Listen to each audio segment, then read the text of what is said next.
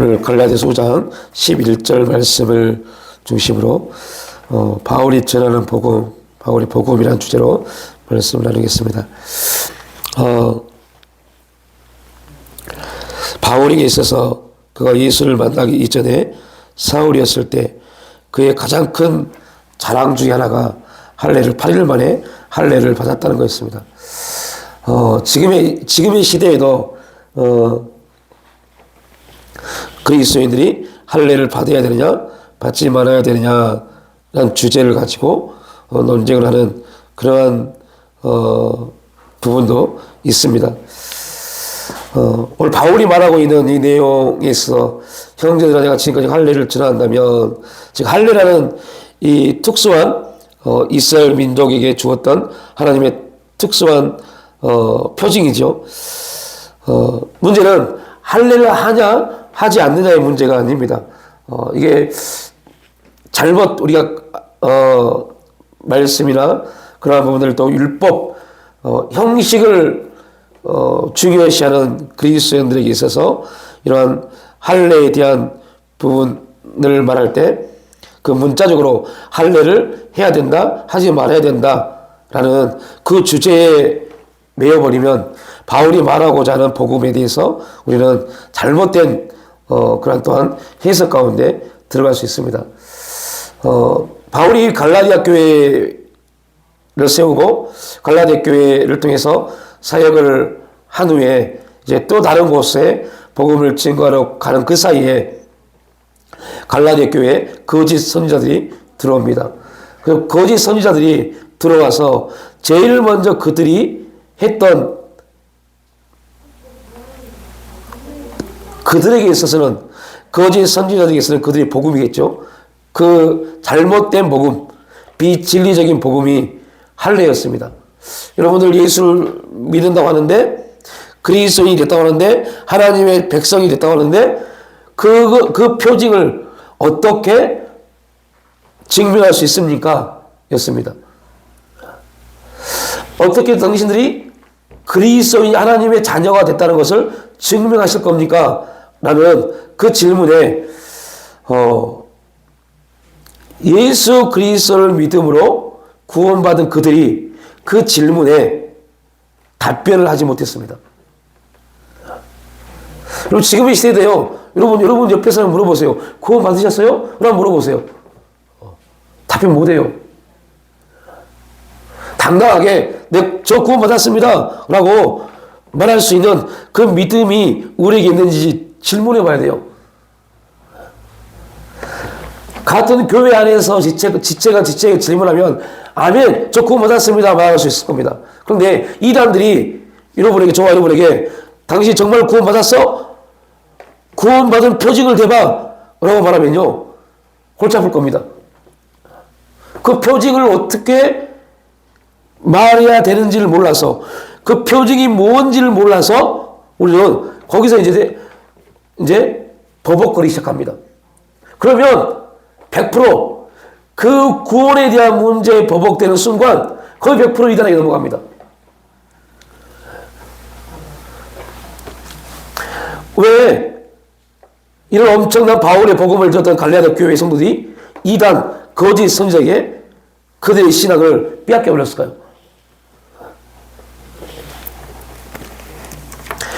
복음에 대한 그들의 믿음이 반응하지 못해서 그래요. 오늘 저와 여러분이 믿음에 있어서 가장 중요한 주제가 바로 이겁니다. 당신 구원받았어? 뭐로 증명할 건데? 구원받은 거에 대한 증명을 해봐 라고 말하면 거기에 대해서 우리가 당당하게 나는 구원받은 하나님의 자녀라고 말할 수 있어야 됩니다. 그 복음이 우리 가운데 확실하게 있어야 돼요. 그 복음이 있지 않으면 우리는 이런 갈라디아 교인들이 거짓 선지자들에게 자기들의 영혼을 빼앗겨버린 것처럼 우리도 그럴 수 있어요. 갈라디아서에서 바울이 말하고자 하는 그 복음의 중심에는요, 바울은 할례를 전하지 않았다는 겁니다. 바울에게 있어서도 할례는 굉장히 중요한 그들의 표징이었습니다. 그런데 그가 예수를 만나고 난 다음에 그의 복음에는 할례라는 단어가 한 번도 나오지 않습니다.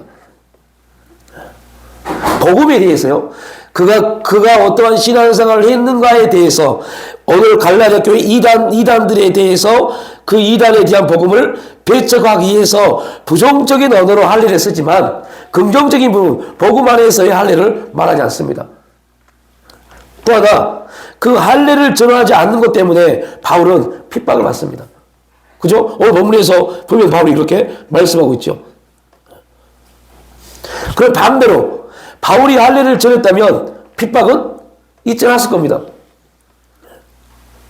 바울은 이러한 사실을 알면서도 뭐 하지 않았어요? 할례를 증거하지 않았어요. 왜 그랬을까요? 여러분, 왜 우리는 저 기쁜 소식 성교의 박옥수 목사처럼 몇 월 며칠 몇 시에 어떠한 표징으로 구원받았다 이러한 것들이 우리에게는 필요 없을까요? 지금 바울의 할례를 말하는 게 아닙니다. 오늘 저와 여러분이 우리가 구원받았느냐는 어떻게 구원받았냐, 구원의 확증이 있느냐 이에 대한 오늘 바울의 복음을 통해서 나누려고 하는 겁니다. 왜 바울이 할례를 전하지 않았을까요? 왜 우리는 그 박옥수 목사처럼 정확하게 몇 월 며칠 몇 시에 구원받았다는 그런 표징이 필요하지 않을까요? 이거에 대한 저와 여러분의 확고한 믿음 안에서 복음 안에서의 해답이 있어야 돼요. 답이 있어야 돼요.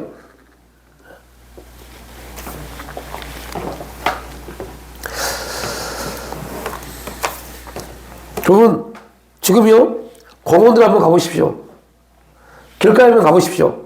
이 사람들이 얼마나 많은 영혼들을 지금 채가려고 전도를 하고 있는지요.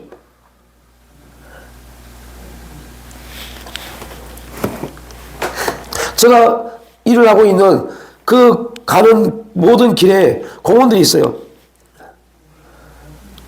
거기에 지금 이단들이요 3, 4, 5 모여서 얼마나 많은 사람들을 현혹시키고 그들의 영혼을 뺏어가려고 전도하고 있다세요.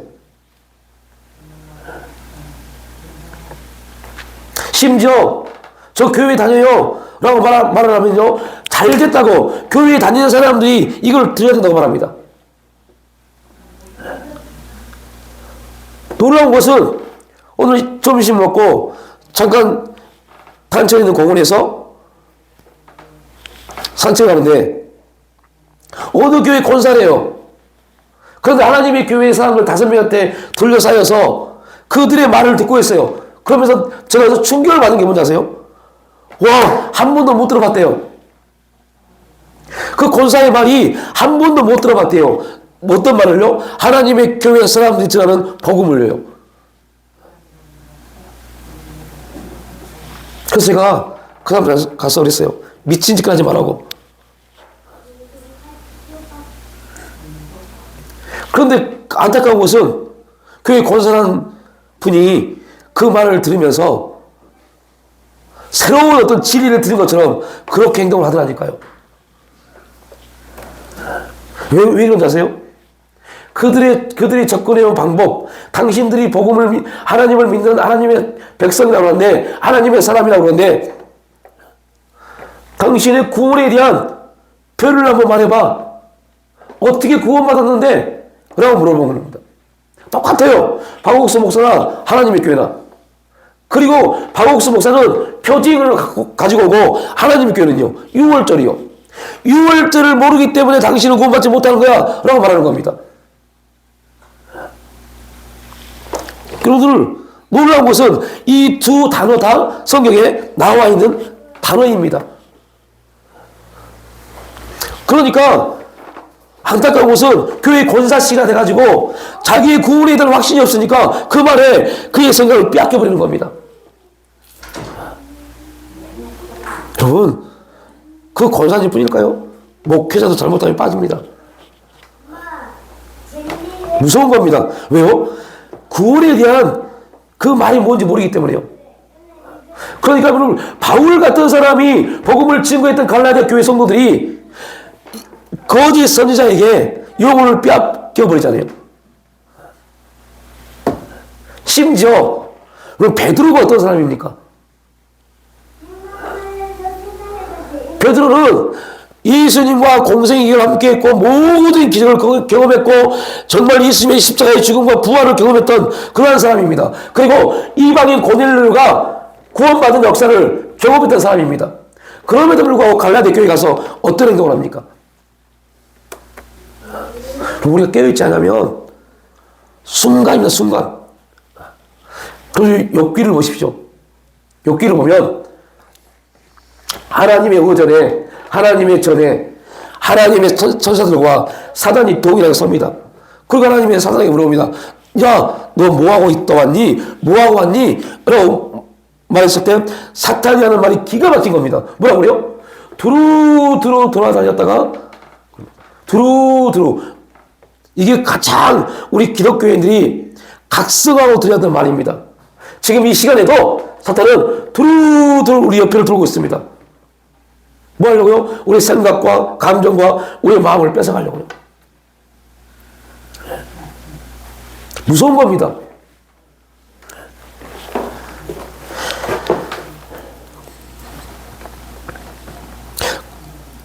그러면 바울은 할례를 전하지 않았는데 왜 거짓 교사들은 할례를 전했을까요? 왜 거짓 교사들은 갈라디 교회에 와서 할례를 해야만이, 할례를 행해야만이 너희는 참 구원받은 사람이다 라고 말했을까요? 그 내용을 우리 성경을 통해서 또 가져와야죠. 알아야죠. 분명히 그들이 아무런 이유 없이, 아무런 논리 없이 하지 않았을 겁니다. 분명한 이유가 있고 그런 논리적 체계가 있기 때문에 바울을 통해서 복음을 들었던 갈라디아 교인들이 넘어갔을 겁니다. 그 논리가 6장 12절부터 13절에 나와 있습니다. 갈라디아서 6장 12절 13절에 나와 있는데요.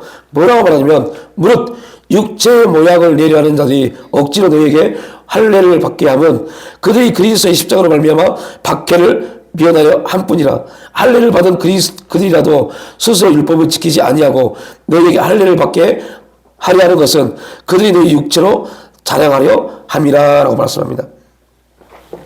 할례를 그들이 주장했던 이유가 뭐였어요? 육체의 모양을 내려 하는 자들. 그러니까 거짓 교사들에 대해서 바울은 어떻게 평가했다고요? 육체의 모양을 내려 하는 자들이라고 불렀습니다. 이렇게 평가했습니다. 지금도, 지금의 시대에도 형식에 매여서 그 형식적 내용에 매여 있는 사람들, 그들이 바로 육체의 모양을 내려 하는 자랑 똑같은 사람입니다. 그리고 그러면 이렇게 말합니다. 그들은 십자가로 인한 핍박을 면하고 십자가로 인한 핍박을 면하려고 그런 행동을 하는 자들이라고 말합니다. 그러면서 스스로는 율법을 지키지 않는 사람들이다라고 말합니다. 그러니까 자, 할례는 뭐에 대한 표징이에요? 할례는 뭐에 대한 표징이에요? 율법이에요, 율법. 할례는 율법에 대한 표징입니다. 그런데 바울이 어떻게 평가합니까? 그들은 할례를 말한 이유는 육체의 모양을 내려하는 자들인데 그들은 뭐를 면하려고요? 십자가의 핍박이요. 십자가의 핍박을 면한단 말은 무슨 말입니까? 나는 누구다? 그리스도인인데 나도 너희도 똑같이 예수를 믿는 그리스도인인데 그런데 너희들 진짜 참 그리스도인이 되려면 할례를 행해야 돼 라고 말합니다. 그런데 할례를 말한 그들이 오히려 뭐를 지키지 않았다고 그래요? 율법을 지키지 않았다고 합니다. 이 말은 무슨 말일까요? 율법을 지키지 않았다라고 말합니다. 이 말은 다른 말로 표현하면 바울의 복음의 굉장히 중요한 메시지입니다. 유대인들은 율법주의자들은 율법이 먼저입니까? 그리스도가 먼저입니까? 라고 말하면 율법이 먼저라고 말합니다. 이게 율법주의자들의 논리입니다. 그래서 그리스도가 어디에서 나왔어요? 율법에서요. 그런데 바울은 그렇게 말하지 않습니다. 바울은 율법이 어디 안에 있어요? 그리스도 안에 있다고 말합니다. 그러니까 율법이 그리스도 안에 있으니까 그리스도 안에 있는 사람들은 율법의 행위에 대해서 뭐 한다고 그래요? 자유한다고 그래요. 그게 로마서 7장이잖아요. 그리고 로마서 8장에 와서 그 자유를 바울은 선포하잖아요. 이게 되게 중요한 겁니다. 잘 들으셔야 돼요. 그러니까 여러분들, 우리가 뭔가의 어떤 자기의 신앙의 체계를 만들어 놓고 그 체계를 하지 못하면 불안해하는 사람들, 이 사람들은 지금 보고만 있는 게 아닙니다. 그런데 이러한 그리스도인이 너무너무 많다니까요. 너무 많아요. 내가 뭐를 하지 않는 것 때문에 우리가 예를 들면 하루에 그날에 뭐 기도를 해야 될 시간에 어떠한 일 때문에 기도를 하지 못했어요. 그것 때문에 불안해하는 사람들이 꽤 많습니다.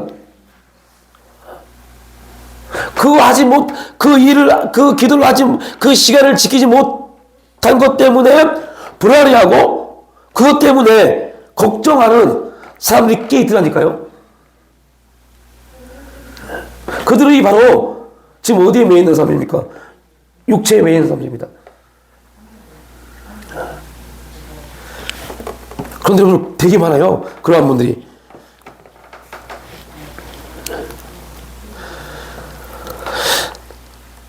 다시 돌아와서 거짓 교사들은 육신의 자아 혹은 육신의 지배를 받는 사람들이라고 말합니다.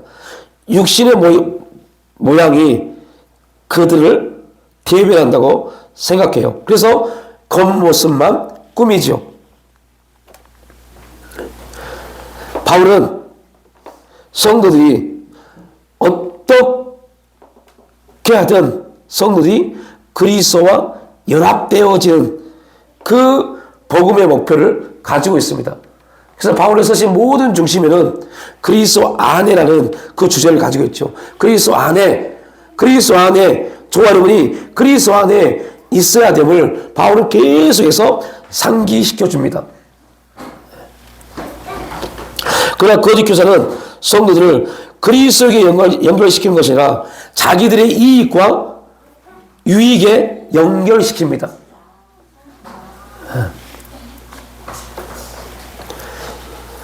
그게 복음과 율법의 차이입니다.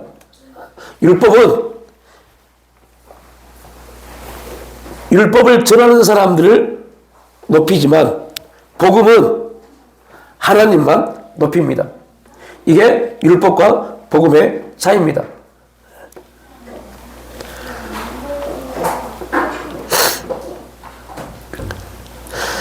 그러니까 우리 신앙도 살펴보면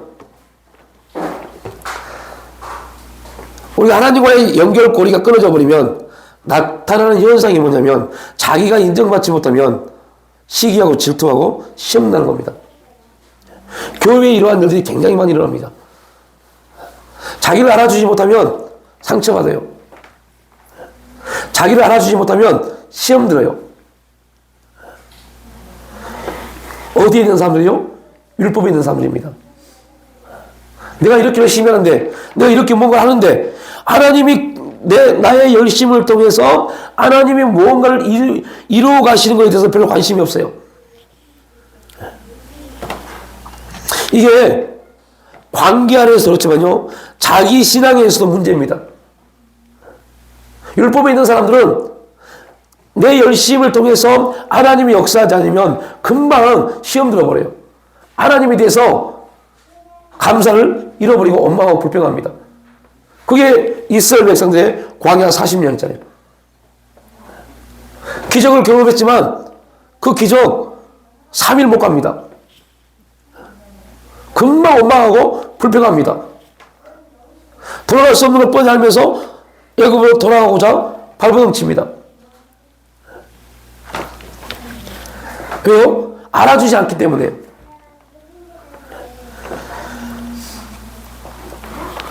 우리가 광야 40년 이스라엘 백성들의 삶을 보고, 그리고 그들이 이제 요단을 건너 여리고를 무너뜨리고 나타난 한 현상이 하나 있습니다. 그게 성경은 아간이라는 사람이 한 모습이지만, 그게 우리들의 하나님 앞에 신앙적 경험을 처리받아야 될 모습을 보여줍니다. 아간의 죄는 다른 문제가 아니라 예수를 믿고 은혜 받은 사람들이 처리받아야 될 삶의 논리입니다. 그게 해결되지 않으면 우리는 가나안을 정복하지 못합니다. 가나안을 누리지 못합니다. 40년 광야 훈련이 중요한 게 아닙니다. 훈련이 중요한 게 아닙니다. 왜요? 훈련과 실전은요, 또 전혀 다릅니다. 광야 40년 동안 그들이 하나님의 역사하심과 함께 하심과 인도하심을 경험했고 보았고, 그리고 그 일로 인해서 담대함을 가졌습니다. 그리고 요단강을 건너고 여리고를 무너뜨렸습니다. 그런데 문제가 뭐냐면, 여리고를 딱 무너뜨리고 나서 아간, 우리입니다. 저와 여러분, 아간이 이스라엘 대표성이죠. 저와 여러분이 보면 안 될 게 보여지기 시작했어요. 그죠? 아간에게 있어서 그 몇 개 안 되는 눈에 들어온 그것과 하나님의 음성이 아간의 마음에서 싸움이 일어난 겁니다. 그러면 누가 이겨야 돼요? 우리는 답을 알아요. 하나님의 음성이 이겨야 돼요. 하나님의 음성은 뭡니까? 하나도 취하지 말라 했습니다. 근데 아간은 별것도 아닌 몇 개를 취했습니다. 여러분, 타협은요, 나 타협해야지, 이렇게 오지 않습니다. 완전히 신앙의 모습처럼 와서 타협하도록 만듭니다.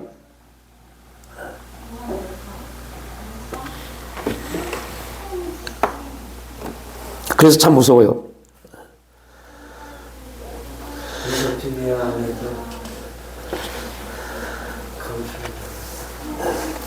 우리가 그런 분별에 대한 부분들이 지금 이 시대는 너무 약해요. 정말 우리가 많이 구해야 됩니다. 믿음 안에서 분별할 수 있는 지혜를 달라고 정말 많이 기도를 해야 되고, 또 그러한 은혜적 일들이 계속해서 우리 가운데 반복적으로 나타나야 됩니다. 그래야만이 타협하지 않고 더 나가서 그럴싸한 모습으로 다가와서 우리를 현혹시키는 그러한 신앙적 모양에 빠지지 않습니다. 오늘 지금 한국 교회를 리드했다고 한 목사님들의 이야기를 들으셨죠? 그들이 왜 그렇게 했을까요?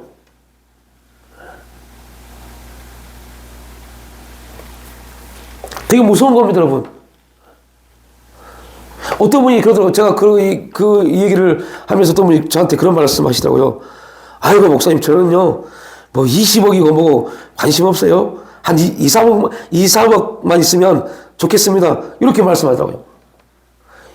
다시 말합니다. 돈의 양의 문제가 아닙니다. 오늘 할례도 마찬가지입니다. 지금 할례를 하냐 하지 않느냐의 문제가 아니잖아요. 뭐가 그 신앙의 중심이냐가 중요한 겁니다. 이걸 말씀드리는 겁니다.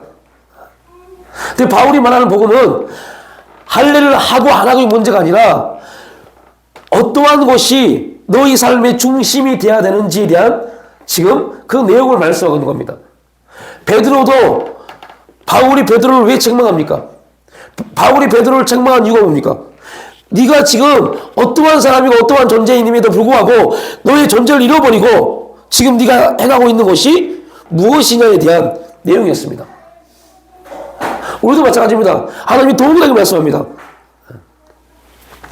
우리가 지금 하나님 앞에 어떠한 존재인가에 대해서 하나님은 물어보십니다. 아담에 대해서 나눴지만요. 아담아, 내가 어디 있느냐? 하나님이 어디 있는지 몰라서 물을까요? 아니잖아요.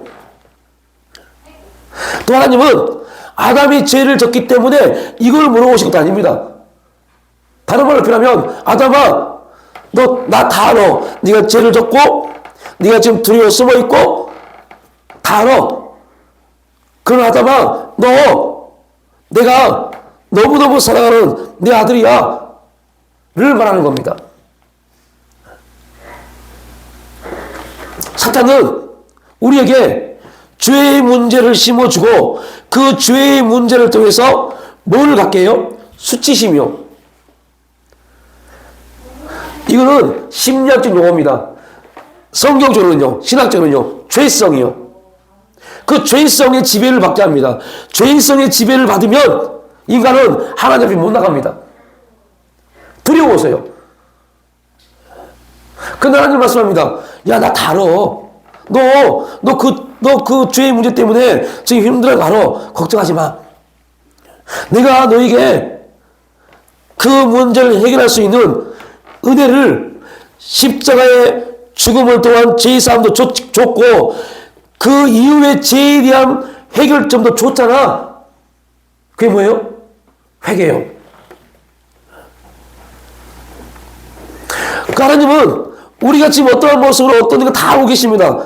그런데 우리는 그 하나님 앞에 우리를 숨기려고 해요. 왜요? 이게 육체의 모양을 내려하는 자들의 모습입니다. 육신에 있는 사람들의 모습입니다. 내가 뭔가 되는 것처럼, 내가 뭔가 알 수 있는 것처럼 착각합니다. 그리고 그 일을 하지 못했을 때 그것 때문에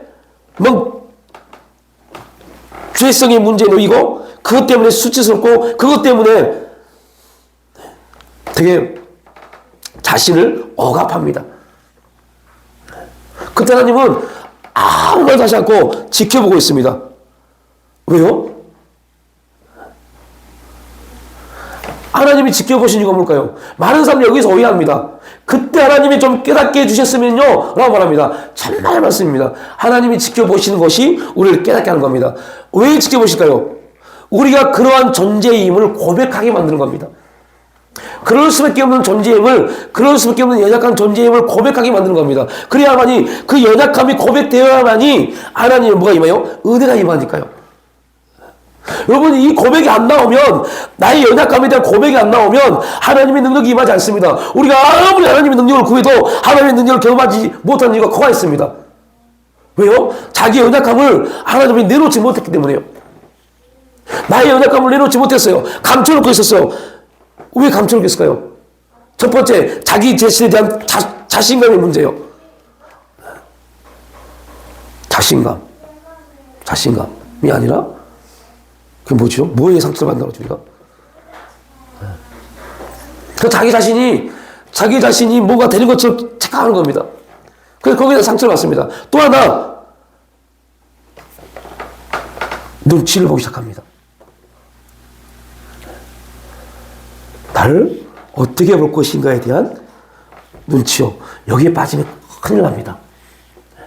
왜 수많은 그리스도인들이 은혜 받았다가 교회를 떠나고 예수를 떠나고 돌아오지 못한 이유가 뭔지 아세요?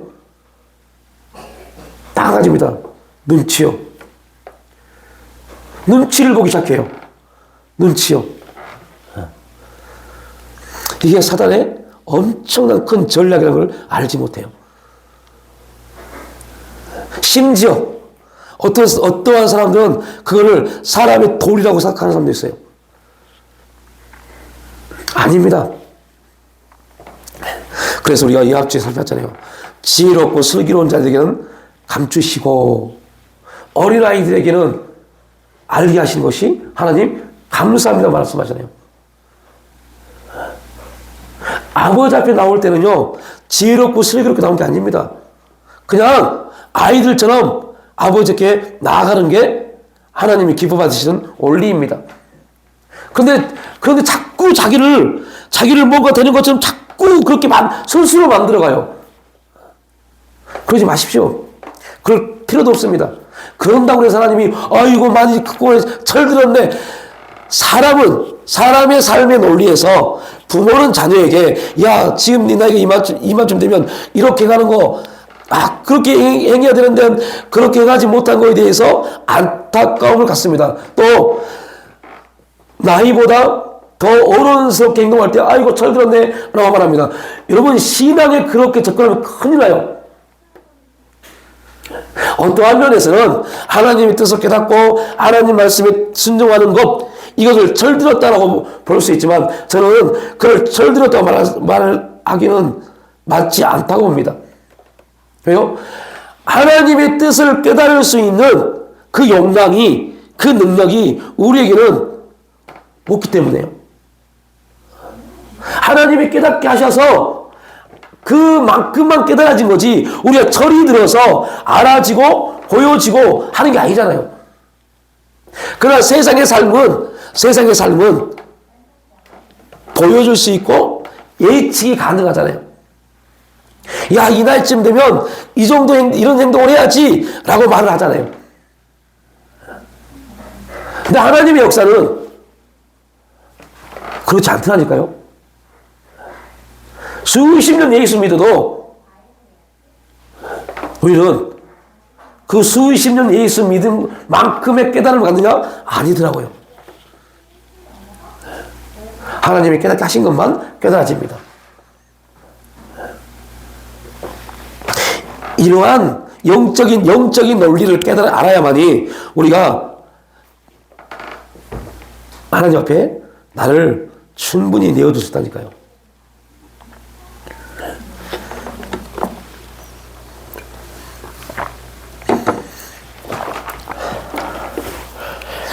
제가 요즘 되게 많은 걸 경험합니다.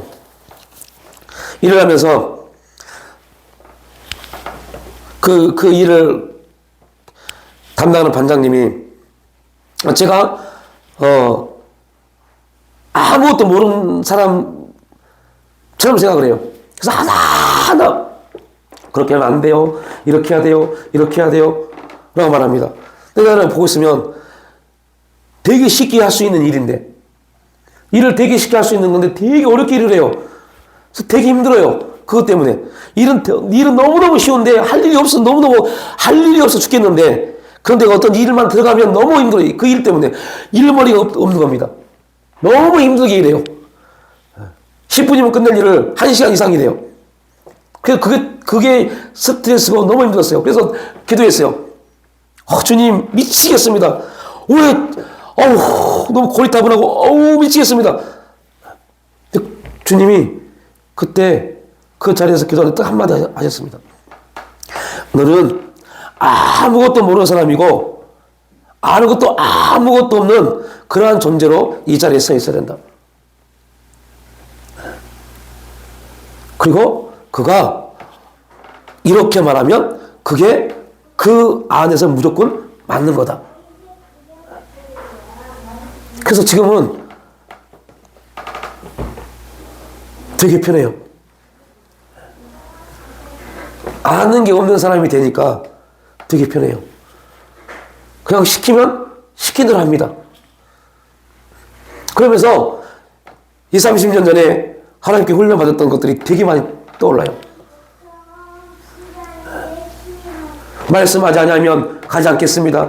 주님 어디로 갈까요? 말씀하지 않으면 이 자리에 서 있겠습니다. 1시간, 2시간 서 있었던 기억도 있어요. 갈 수 있는 걸 다 알아요. 그런데 가지 않습니다. 몇 번을 타고 내려서 지하철 타면 상계동 갑니다. 다 알아요. 그런데 말씀하지 않으면 안 가겠습니다. 하고 정말 멍청하게 서 있었던 그런 일들이 기억나요. 너무 감사할 정도예요. 일머리가 뭔지 아시죠? 되게 쉽게 할 수 있는 일인데 너무 어렵게 해요. 그런데 지금은 네 하고 합니다. 참 감사한 거는 다시 하나님이 일하셨던 일들, 하나님이 역사하셨던 일들을 내 육체에 경험시켜주고 고백하게 하시고, 그리고 우리가 뭔가를 알고 있다는 것, 그것이 하나님 앞에 기쁨이 되지 않을 수도 있겠구나라는 걸 깨닫습니다. 이게 놀랍더라고요. 여러분, 분명히 바울이 맞아요. 내 속에 곧 내 육신에 선한 것이 거하지 아니한 줄 아노니 오다는 것은 내게 있으나 선을 행하는 것은 없다고 말합니다. 바울이 할 수 있는 게 얼마나 많습니까? 바울이 할 수 있는 게 너무너무 많아요. 그런데 바울이 할 수 있는 걸 하면 할수록 바울은 깨닫습니다. 이게 뭐라는 걸요? 사망이라는 걸요. 제가 그러니까요, 보니까 정말 너무너무 쉬워요. 그래서 내가 그 같이 일하신 여사님에게 아이고 제가 이거 EM 비행하는 것만 딱 배우면 아이고 이거 내가 해도 되겠네요 라고 말했어요. 근데 하나님이 그걸 엄청 책망하세요. 그렇게 말한 거에 대해서 엄청 책망하세요. 그러니까 우리가 뭔가를 할 수 있다니까요. 기도도 할 수 있고요. 지금 이 자리에 나와서 예배도 드리는 시간도 가질 수 있고요. 다 할 수 있다니까요. 그런데 우리가 다 할 수 있는 이 신앙의 모든 것들이 어느 때는 우리에게 뭐가 될 수 있다고요? 오락 공고한 자로다가 될 수 있어요. 내가 기도하고 있으면서 오라 나는 공고한 자로다 라는 고백이 나올 수 있다니까요. 기도하면서 예배 드리면서도 불구하고 오라 나는 공고한 자로다. 이 사망의 늪에서 예배 드리고 있는 그 시간이 사망의 시간일 수 있어요. 기도하는 그 시간이 사망의 시간일 수 있어요. 왜요? 누가 하면요? 내가 하면요. 우리가 기도하면요. 내가 기도하면요. 내 필요에 의해서 내가 기도하면요. 그런데 여러분 우리가 이게 진짜 중요한 주제이고 또한 몇 번 곱씹어 봐야 될 일입니다. 우리의 기도가 지금 내 필요에 의해서 기도하고 있는지 하나님이 우리의 마음을 움직여서 기도하고 있는지를 볼 수 있어야 돼요. 그런데 여러분들 많은 경우 보면 우리의 필요에 의해서 기도하잖아요. 그죠? 이게 굉장히 쉬우면서 어려운 주제입니다. 또한 여러분들이 일을 합니다. 직장을 다닙니다. 여러분 직장을 다니는 걸 보십시오. 거의 대부분 누구의 필요에 의해서 직장 다니십니까? 하나님의 필요에 위해서요? 천만의 말씀입니다. 다 내 필요에 위해서 직장 다니잖아요. 그죠? 그거를 여러분들 우리가 이 부분을 영적인 원리 안에서 살펴보지 못하면 여러분 우리 여기서 심각한 문제에 빠지기 시작합니다. 어떤 문제예요? 지금 말하는 소리야 요 문제예요. 직장을 다니라는 소리야 말하는 소리야 그럼 어떻게 내 인생을 책임질 건데 요 문제예요. 근데 너무 많은 사람들이 이 문제에 대해서 영적인 원리에서 풀지 못하고 다 육신적인 부분에서 그 관점으로 살펴보니 에이 목사님은 저렇게 말해도 지금 어떻게 이렇게 말해버립니다. 이렇게 말한 순간부터 여러분이 일하고 있는 모든 것 하나님 앞에 죄 짓는 겁니다. 왜요? 나를 위해서 하는 일이기 때문에요. 그 시간을 하나님이 나에게 주신 건데 그 시간을 나를 위해 쓰고 있잖아요.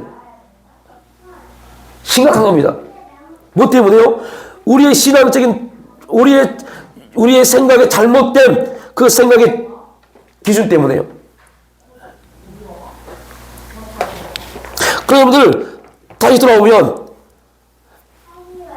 오늘 잘못 들으면 할례를 해갖고 하지 않는 거의 문제구나 라고 볼 수 있지만 바울은 할례를 말하면서 할례는 그냥 버려버립니다.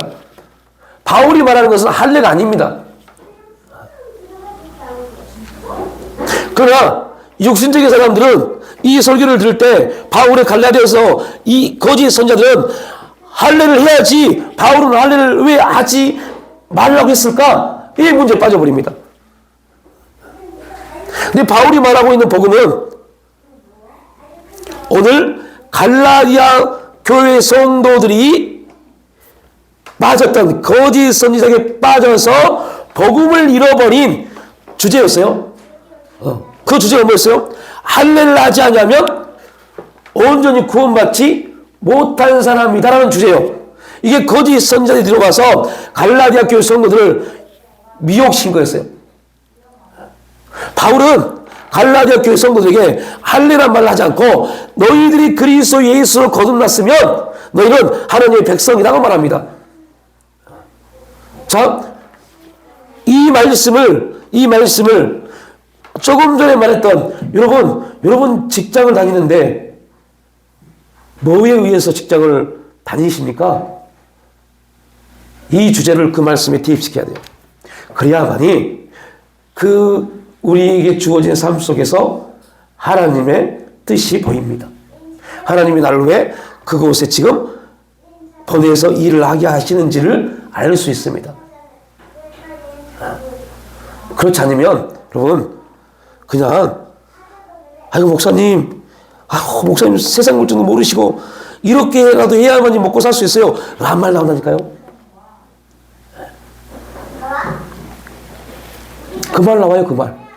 아이고 참 목사님 세상에 지금 어떻게 돌아가는지 모르고 이 말 나온다니까요. 그렇게 나오면 큰일 나요. 그렇게 나오면 하나님의 시간을 도둑지 않은 그런 문제에 빠져버린다니까요. 여러분 다시 돌아옵니다. 기도. 아까 말한 기도. 여러분 기도 내 필요를 위해서 기도하잖아요. 내가 지금 어떤 문제가 있으니까 그 문제 해결하려고 기도하잖아요.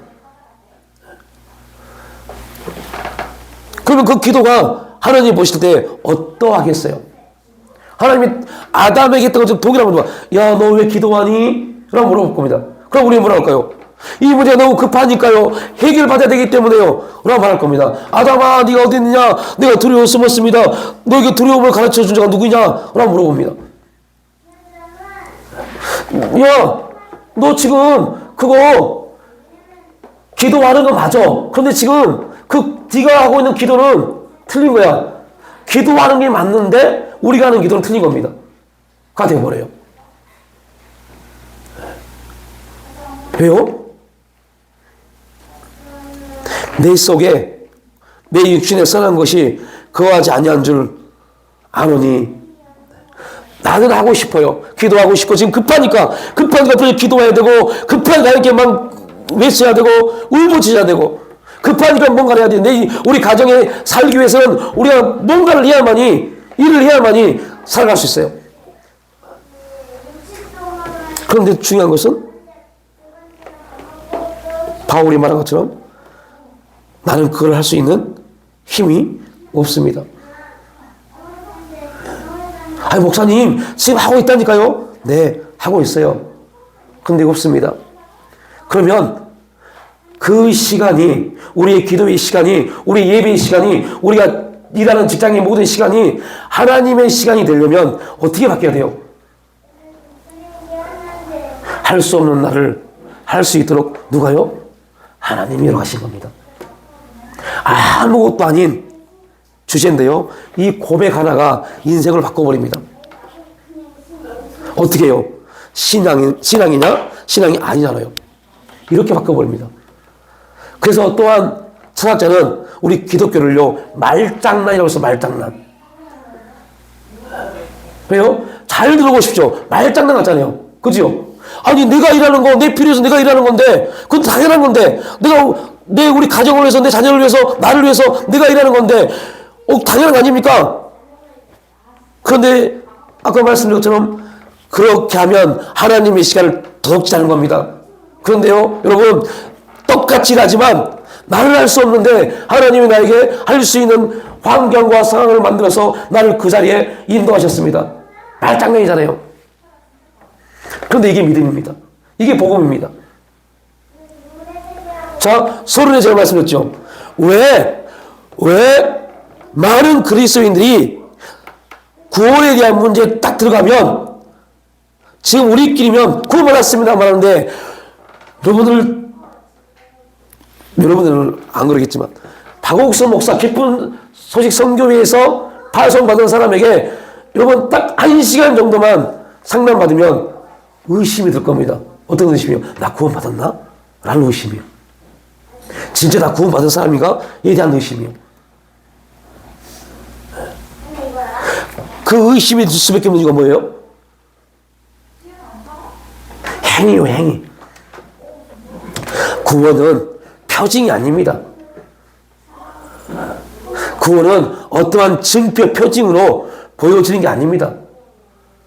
그럼 구원은 뭐로 보여져요? 이게 여러분들이 지금 입술로 고백되어야 돼요. 구원은 뭐로 보여줄까요? 이게 보여줘야만이 여러분 담대할 수 있어요.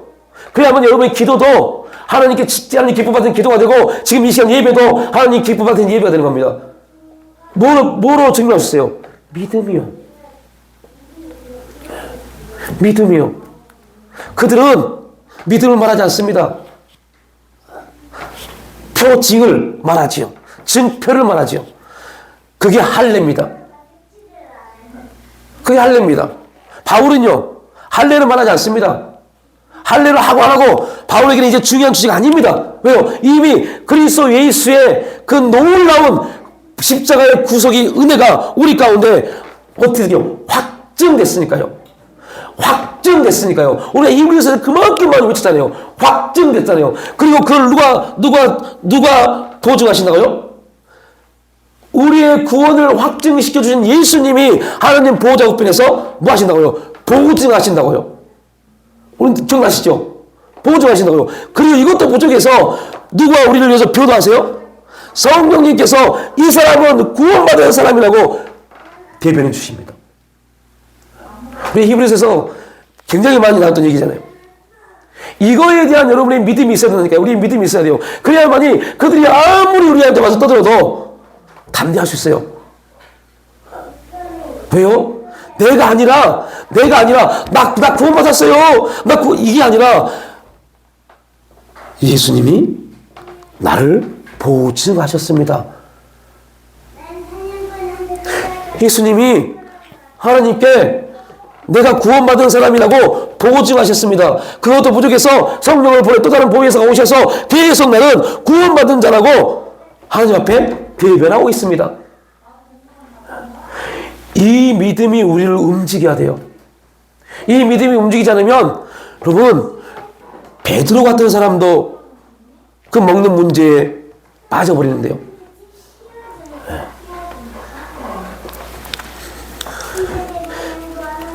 어떤 역사를 가지고 있었습니까, 베드로가?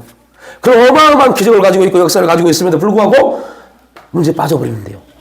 그러니까 여러분, 바울은 왜 그러면 그런 문제에 빠지지 않았을까요? 바울이 왜 그러한 문제에 빠지지 않았는지를 뭐를 통해서 알아야 돼요? 성경을 통해서요. 여러분, 빌립보서 3장을 보십시오. 우리가 다 알고 있는 이야기잖아요. 이겁니다. 빌립보서 3장 4절로 9절에서 이 부분에 대한 해답을 바울이 우리에게 던져줍니다. 그 내용이 뭔지 우리 함께 합동 시작. 그러나 나도 육체를 신뢰할 만하며 만일 누구든지 다른 이가 육체를 신뢰할 것이 있는 줄 생각하면 나는 더욱 그러하니라. 나는 8일 만에 할례를 받고 이스라엘 족속이요 베냐민 지파요 히브리인 중에 히브리인요 율법으로는 바리새인요 열심으로는 교회를 박해하고 율법의 의로는 흠이 없는 자라. 그러나 무엇이든지 내게 유익하던 것을 내가 그리스도를 위하여 해로 여길 뿐더러 또한 모든 것을 해로 여기면 내 주 그리스도 예수를 아는 지식이 가장 고상하기 때문이라. 내가 그를 위하여 모든 것을 잃어버리고 배의 썰물로 여기면 그리스도를 얻고 그 안에서 발견하려 함이니 내가 가진 것은 율법에 난 것이 아니요 오직 그리스도를 믿는 믿음으로 말미암은 것이니 곧 믿음으로 하나님께로부터 난 의라. 이게 바울이 내가 왜 할례를 말하지 않고 율법을 말하지 않는지에 대해서 그에 대한 답을 빌립보 3장에서 말씀해 주고 있는 겁니다.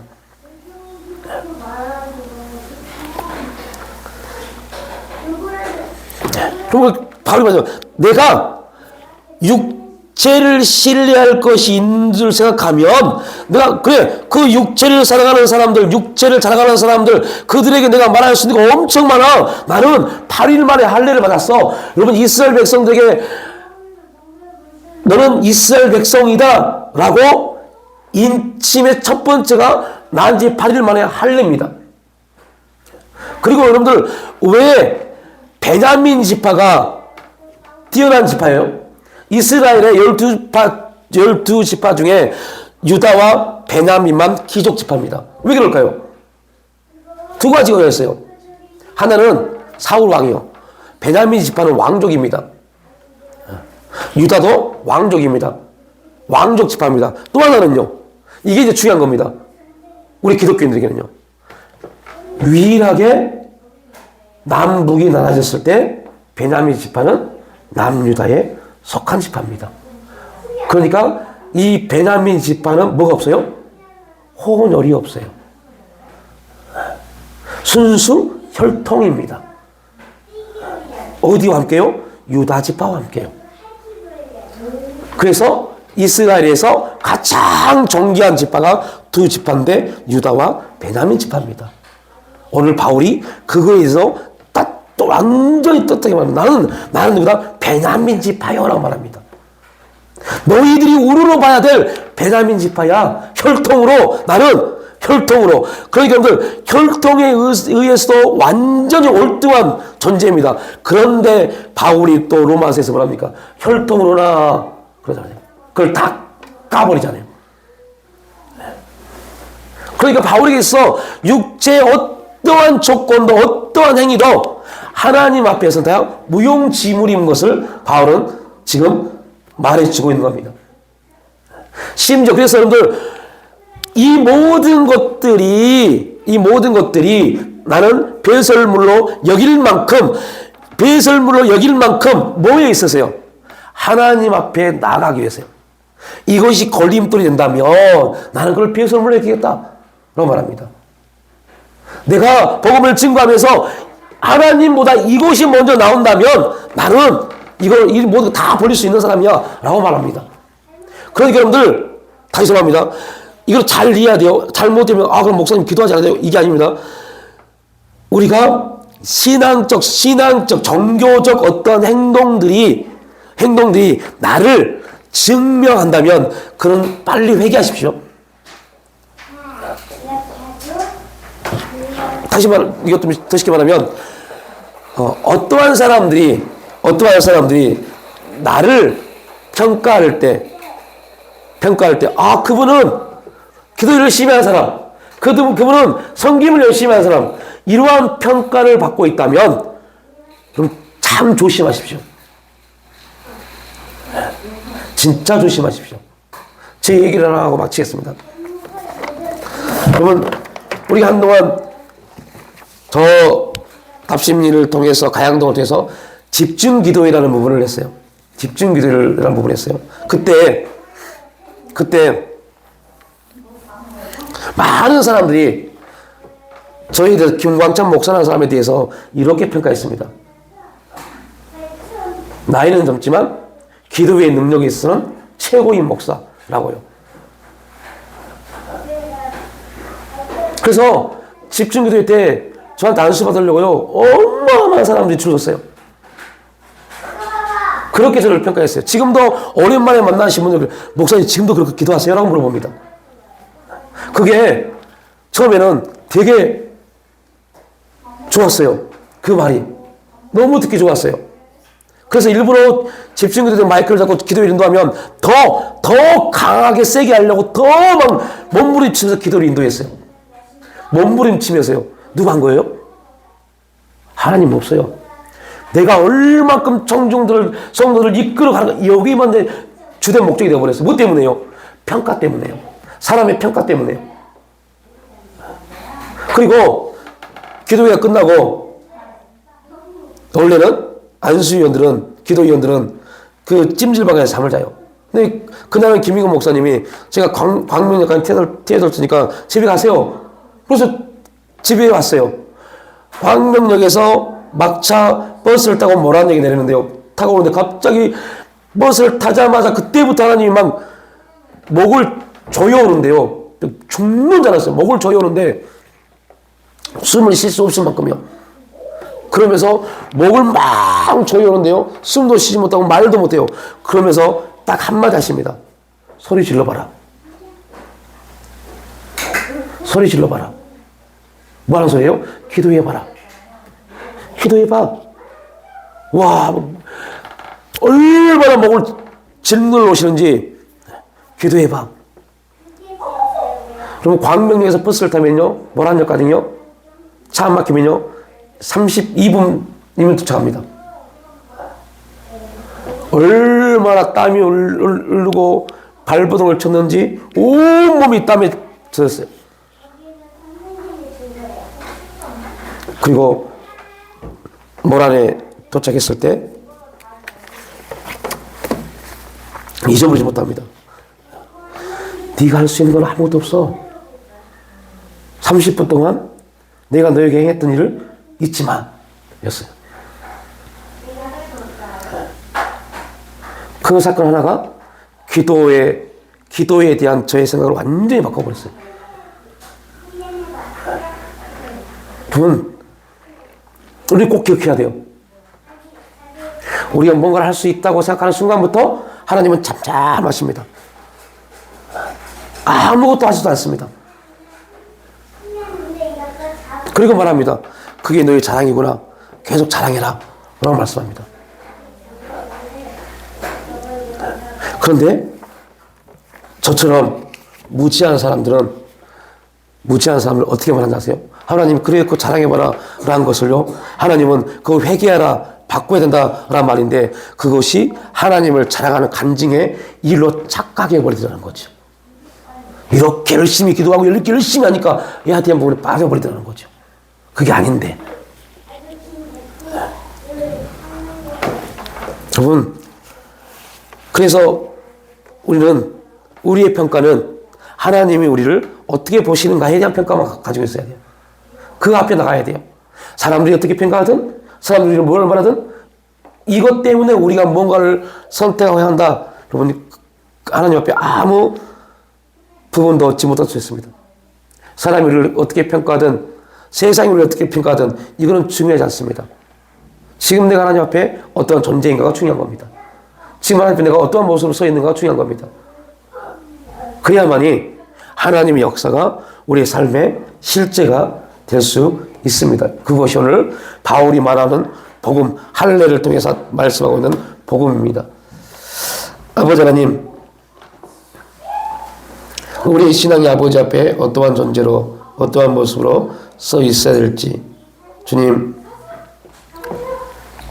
우리에게 깨달음을 주시고 성령 안에서 하나님이 기뻐하시는 자유로 우리가 온전히 믿음의 발걸음을 내딛을 수 있도록, 그래 정말로 하나님의 하나님 되심이, 하나님의 일하심과 역사하심과 운행하심만이 우리를 통해서 나타날 수 있는 그러한 거룩한 신앙의 삶이 이루어질 수 있도록 인도하여 주시옵소서. 감사드릴 때 예수님의 이름으로 기도 올려옵나이다.